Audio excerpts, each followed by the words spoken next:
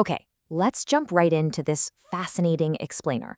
We're looking at how a working diabetes specialist consistently helps patients drop their HbA1c, which, as you know, is basically your 90-day blood sugar average, straight down into the 6% range, and they're doing it in just 3 months. If you've been fighting to get those numbers down, or if you're feeling a bit frustrated, like you're just getting handed more prescriptions without seeing actual progress, well, you are in exactly the right place. Today, we're breaking down a really practical, scientifically backed blueprint straight from a practicing clinic. We'll explore how to build a rock-solid foundation with diet and exercise, and how to look at modern medicine as a temporary booster rocket rather than a life sentence. So, right off the bat, here is the most staggering part of this doctor's claim. A massive 90% of their patients actually achieve that crucial 6% goal by perfectly combining diet, exercise, and sometimes just short-term medication. Think about that for a second. 90%. That isn't just some marginal success rate, it's a systematic victory over high blood sugar. And the timeline here is absolutely key. 1 month is honestly just too short for biological changes to fully show up in your HbA1c. But 3 months? 3 months is the exact sweet spot where these 3 elements, when they're properly aligned, can practically put the condition into remission. All right, here's our quick roadmap for today. First, we'll cover the 3-month HbA1c goal. 2, diet and your caloric compass. 3, exercise tailored by body type. 4, avoiding hidden diagnosis traps. And finally, number 5, the power of modern medicine. Let's dive in. Starting with Section 1, the 3-month HbA1c goal. We know that staying above 7% is a dangerous waiting game for your organs. So our goal here is swift, decisive action to get you safely across the finish line.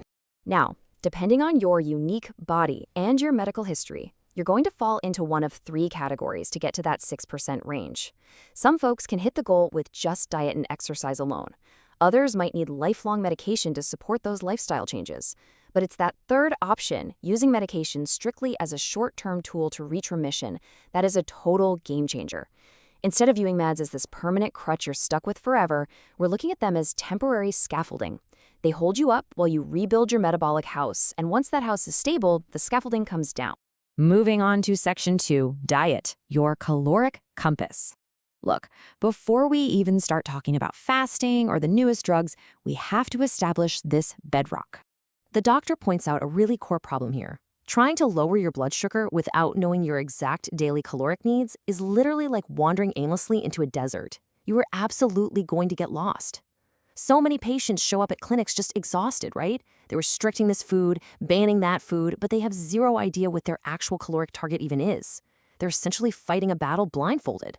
So let's take the blindfold off. Grab your smartphone calculator really quick, because you can do the exact biological math right now to find your unique starting line. Ready? First, take your height in meters and multiply it by itself.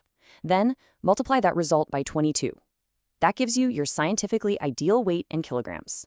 Okay, now take that ideal weight and multiply it by 25. That final number? That is your base caloric requirement if you live a mostly sedentary, desk-bound kind of life. If you move around a fair bit for work, multiply that base by 1.2 instead. Or if you do heavy physical labor, multiply it by 1.44. Let's ground this with a real-world example so it makes sense. Say we have a 170-centimeter tall person who is mostly sedentary, working a desk job. Their baseline need is roughly 1,600 calories.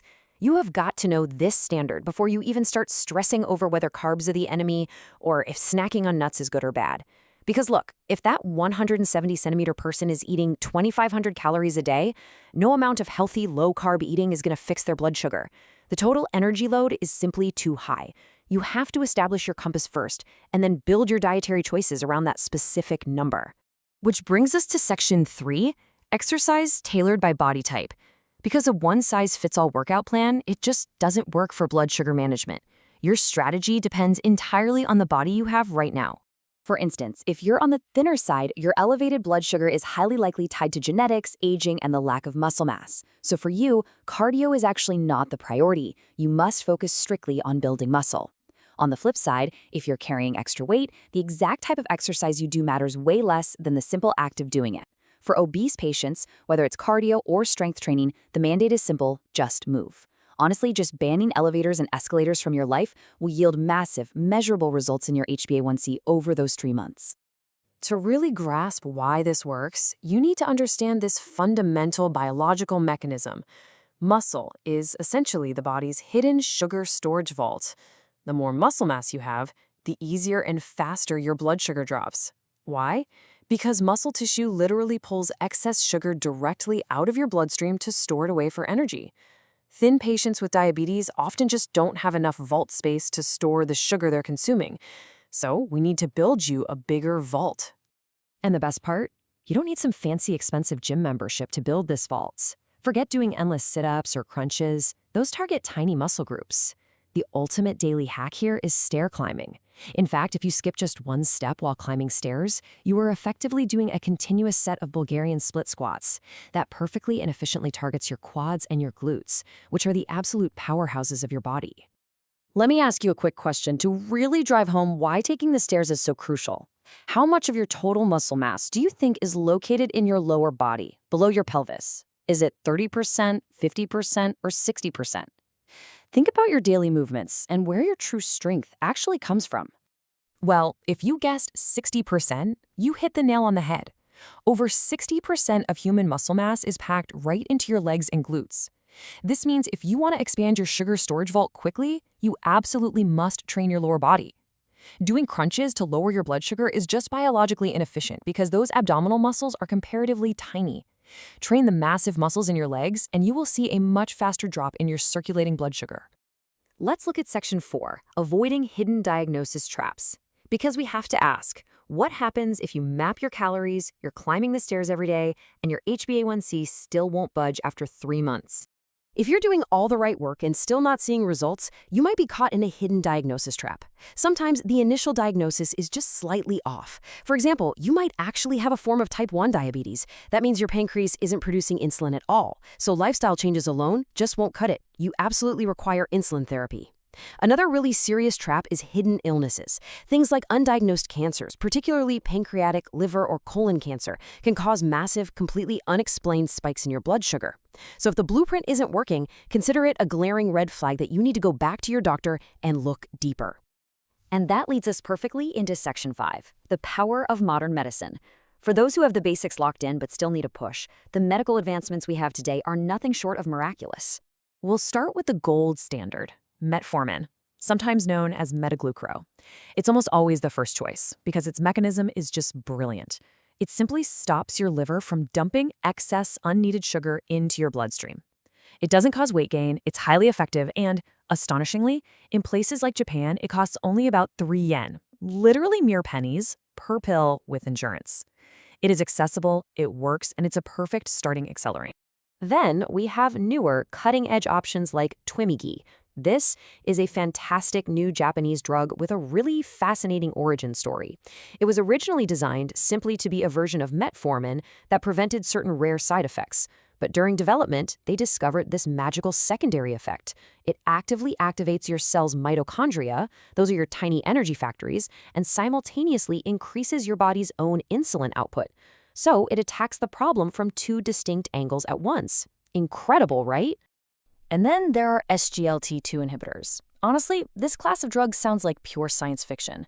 They literally prevent your kidneys from reabsorbing sugar, effectively flushing up to 100 grams of excess sugar, which is about 400 calories, straight down the toilet every single day. But even more amazingly, while they're doing that, studies show they simultaneously drop heart-related mortality rates by a massive 30%. Let that sink in. For medical professionals, a 30% reduction in mortality risk from a daily pill is an absolutely staggering statistic. Finally, we absolutely have to talk about GLP-1 agonists like Mounjaro. For obese patients, these act as the ultimate diet assist. The weight loss effects are just incredible, and they rapidly drop hemoglobin A1c levels, often pushing patients all the way down to a 5.5 or 5.8. And here is where that short-term strategy we talked about comes back into play. By using these powerful drugs temporarily, patients can quickly lose weight, lower their blood sugar, and build up a metabolic health savings account. Once they're deep into the healthy range, many can safely graduate from the medication entirely, maintaining their newfound health solely with the diet and exercise habits they've built up.